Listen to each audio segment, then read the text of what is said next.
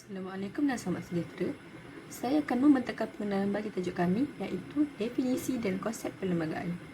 Perlembagaan merupakan sumber undang-undang tertinggi dan sumber rujukan bagi segala hal yang berkaitan dengan pemerintahan, perundangan, kedudukan dan hak sosioekonomi rakyat atau seseorang individu yang telah diguna pakai sejak Tanah Melayu mencapai kemerdekaan pada tahun 1957. Seterusnya, saya akan membincangkan tentang konsep tapak integrasi sebagai tunjang dalam penghayatan etika dan peradaban. Menurut konsep, tapak integrasi merupakan proses menyetupadukan masyarakat yang terdiri daripada pelbagai kaum dan agama supaya dapat mengamalkan nilai dan kepercayaan dan kepentingan yang sama. Ia juga merupakan teras kemerdekaan, perpaduan dan kemajuan sesebuah negara. Akhir sekali, terdapat 3 tahap integrasi iaitu makro, peranan kerajaan, meso, peranan NGO dan mikro, peranan komuniti atau rakyat. Kepentingan yang pertama ialah menjamin kestabilan politik dan pentadbiran negara. Mengapakah perlembagaan itu penting dalam konteks politik? Hal ini kerana ia dapat menentukan peranan yang di-Pertuan Agong. Selain itu, menjamin kerjasama kerajaan persekutuan dengan kerajaan negeri. Bidang kuasa kerajaan ditetapkan melalui senarai persekutuan, senarai negeri dan senarai bersama. Seterusnya, ia menjadi rujukan dalam menggubal undang-undang persekutuan dan negeri. Aspek penting seterusnya dalam perlembagaan Malaysia adalah memastikan pentadbiran dan pemerintahan yang adil dan telus dapat dilaksanakan.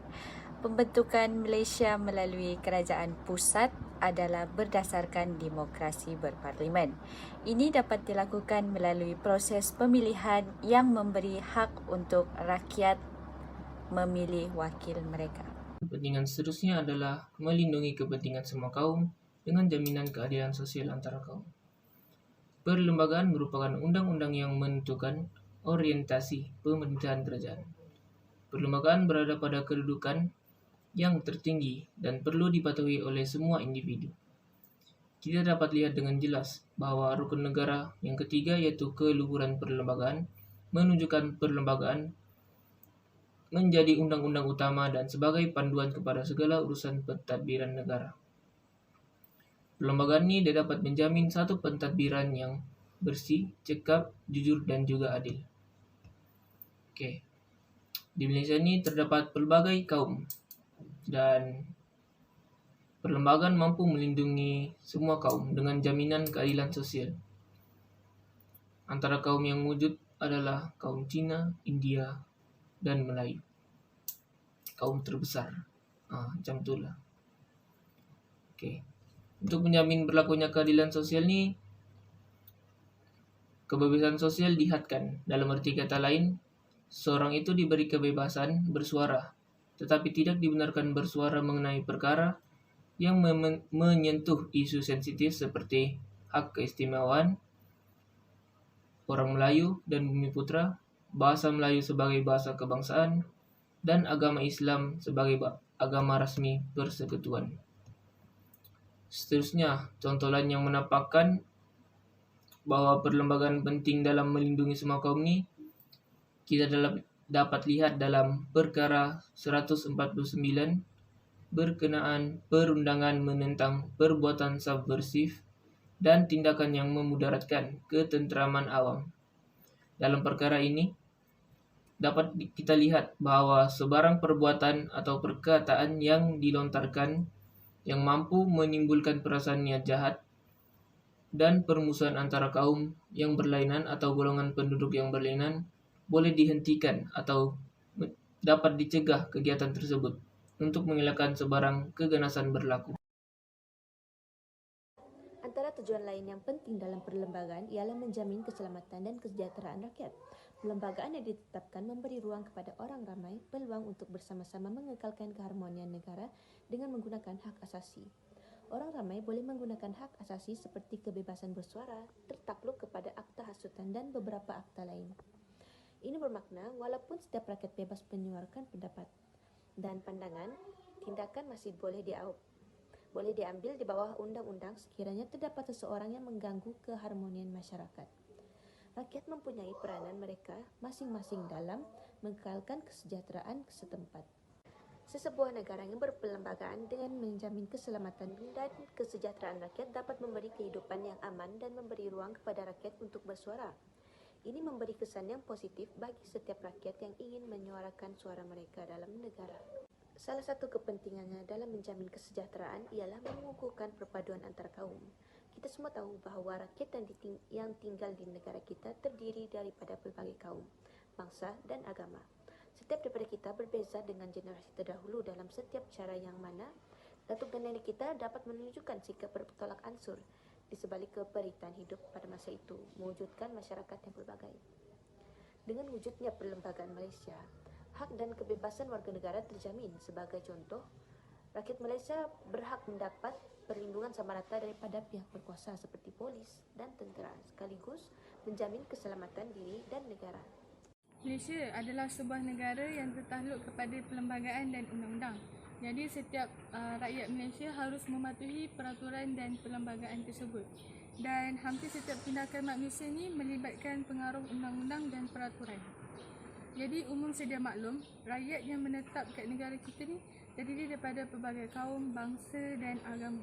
Jadi setiap dari kita ni mempunyai perbezaan daripada setiap aspek sejak zaman nenek moyang lagi. Jadi dengan wujudnya perlembagaan Malaysia, hak dan kebebasan warga negara terjamin. Sebagai contoh, setiap warga negara ni berhak untuk menganuti agama masing-masing dan tiada diskriminasi yang timbul sehingga menyentuh semangat perkauman antara satu sama lain.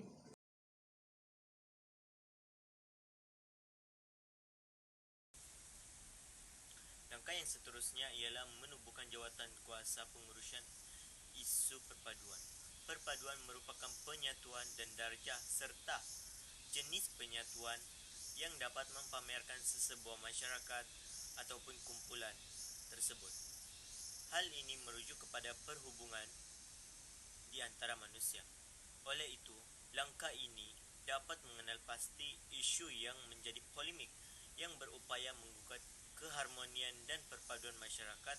Sebagai contoh, perbahasan yang melibatkan kaum dan etnik yang berada dalam negara dengan pelbagai bentuk perbahasan. Hal ini dapat membantu dalam mengelakkan kemarahan dan sikap tidak puas hati daripada pelbagai pihak dan kaum disebabkan ianya melibatkan aspek kedaulatan kaum itu sendiri.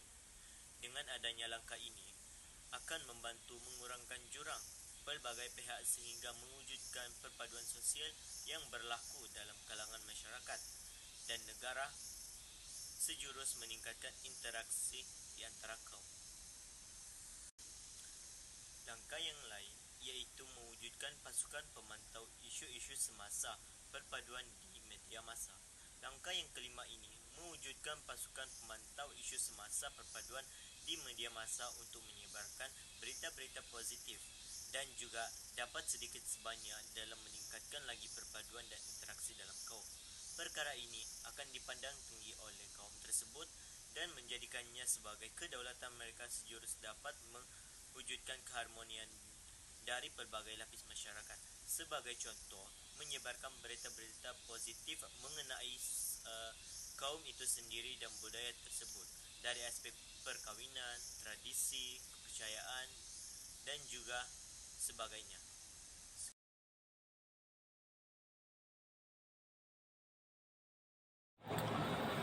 Salah satu usaha kerajaan untuk memperkasa integrasi ialah melaksanakan sekolah wawasan.